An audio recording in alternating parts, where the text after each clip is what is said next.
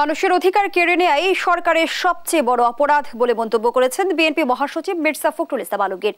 অভিযোগ করেছেন সবকিছু কুক্ষিগত করে গণতন্ত্রের ছদ্মবেশে একদলীয় শাসন প্রতিষ্ঠা করতে চলেছে সরকার। তাই ঘরে বসে না থেকে সরকার পতনে সবাইকে ঐক্যবদ্ধ হয়ে রাজপথে নামার আহ্বান জানান মির্জা ফখরুল। বিস্তারিত সাইফুল রিপনের প্রতিবেদনে। পহেলা মে আন্তর্জাতিক শ্রমিক দিবস উপলক্ষে নয়াপল্টনে দলের কেন্দ্রীয় কার্যালয়ের সামনে শ্রমিক সমাবেশ ও র্যালির আয়োজন করে জাতীয়তাবাদী শ্রমিক দল। প্রায় 7 মাস পর দলের কোনো বড় আয়োজনে অংশ নিয়ে সংহতি জানান দলটির সহযোগী অঙ্গ সংগঠন সহ 2 মহানগর বিএনপির বিভিন্ন ইউনিটের নেতারা।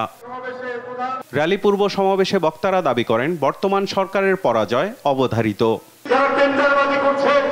বিভিন্ন জায়গায় মানুষের জায়গা জমি বসত বাড়ি দখল করছে, তারা কি আপনাকে রক্ষা করবে? প্রধানমন্ত্রী, আপনাকে তারা রক্ষা করতে পারবে না। বিএনপির স্থায়ী কমিটির সদস্যরা বলেন, বন্দুক বুলেটের জোরে ক্ষমতায় আসা সরকার সুষ্ঠু ভোট নির্বাচনে দিয়েছে। এই দেশের জনগণের মুক্তি, এই দেশের শ্রমিকের মুক্তি, এই দেশের রিকশাওয়ালার মুক্তি, এই দেশের ঠেলাগাড়ির মুক্তি, এদের সকলের মুক্তি নিতে হচ্ছে এই অবৈধ সরকারের অপসারণের উপর।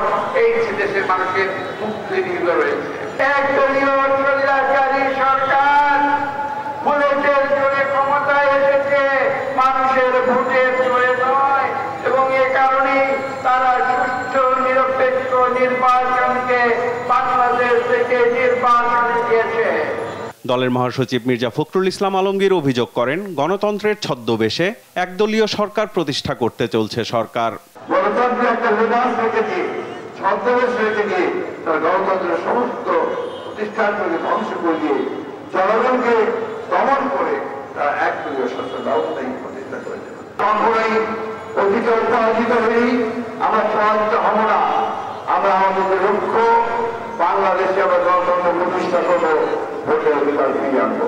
ক্ষমতা থেকে সরিয়ে দিতে অতিবাম অতিডান এক হয়েছে সরকার প্রধানের এমন মন্তব্যের সমালোচনাও করেন মির্জা ফখরুল। অতিবাম অতিডান একসাথে তারা আজকে আমাকে উৎখাত করতে চায়। সমস্যাটা ওই জায়গাতেই যে আপনারা সেটা বুঝতে পারেন না যে কি ঘটেছে, অথবা বুঝেও নামজা ভান করে। আজকে শুধু অতিবাম অতিডান নয়, আজকে সমগ্র বাংলাদেশের তারা মনে করছে যে এই সরকারের আমলে তাদের ন্যূনতম যে অধিকার, সেই অধিকারটুকু কেড়ে নেওয়া হয়েছে। সাধারণ মানুষের কথা না ভেবে অতি মুনাফা লোভীদের লাভের ব্যবস্থা করতেই আবারও জ্বালানির দাম বাড়ানো হয়েছে বলেও অভিযোগ করেন মির্জা ফখরুল ইসলাম আলমগীর। এই পণ্য ভিত্তি করে কার লাভ হয়? লাভ হয় তাদের, যা এখান থেকে মুনাফা নেবে। আজকে সমগ্র বাংলাদেশে তারা একটা লুটপাটের রাজত্ব প্রতিষ্ঠা করেছে। সাইফুল রিপন, দেশ টিভি, ঢাকা।